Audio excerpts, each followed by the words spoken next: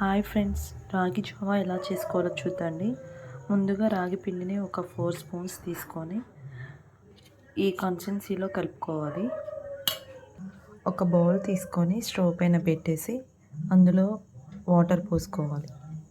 మనకు సరిపోని వాటర్ వేసుకోవాలి. కొంచెం సాల్ట్ అయినా వేసుకోవచ్చు, లేదా బెల్లం అయినా వేయచ్చు. ఇవి బాగా తెరలాలి.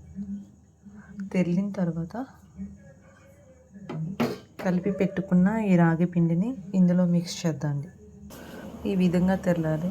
ఇప్పుడు కలుపుకున్న రాగి పిండిని ఇందులో వేస్తున్నాను.